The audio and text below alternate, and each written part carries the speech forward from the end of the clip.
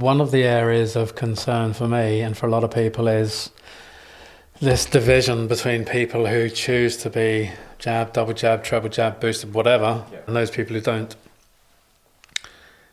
It's dividing families. I won't let my parents in.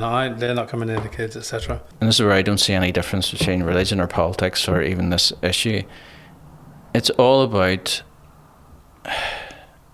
people who think that they're right and domineering and demanding other people live out what they think is right. Right. So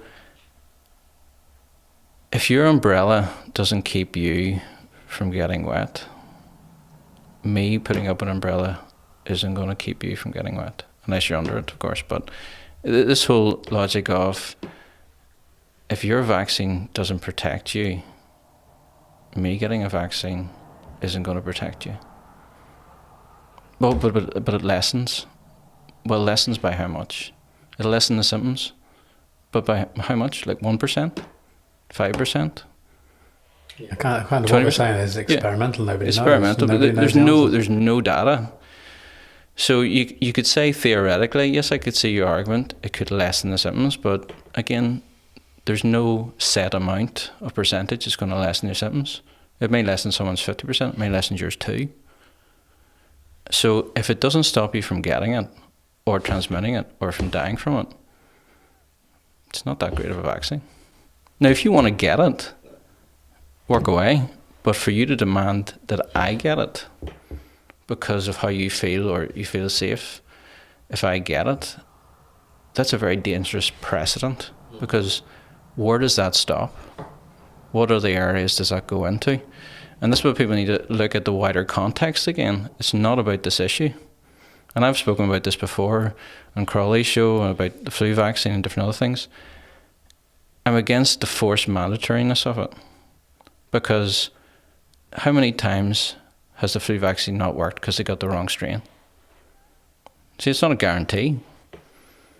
So we already know, and this isn't anything mind-blowing, that there isn't a one-size-fits-all. So why is the push for as many people to get this as possible?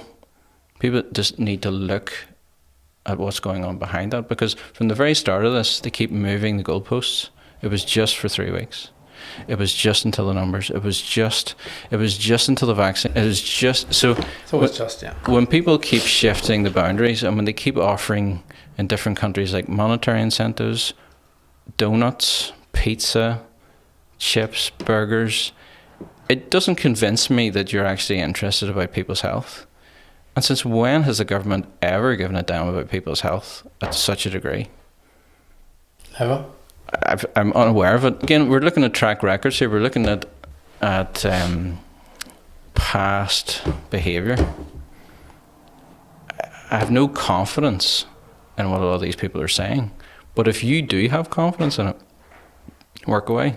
Just don't be demanding it for me. That's your choice. And it's really getting back to the point of view of, I'm not responsible for your health. You're responsible for your health. 100%. And for you to overstep that boundary, what other boundaries are you going to overstep?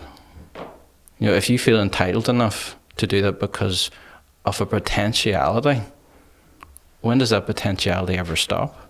Don't ever drive, because there's a potential you could kill someone. There's potential through no fault of your own. There could be water on the road or something happen. So if we're going to talk about potentiality, it's a weak argument, because again, when does it stop? Watch and listen for free on YouTube, Odyssey, Rumble, Apple Podcasts and Spotify. You can also follow us on Telegram and Facebook for more information.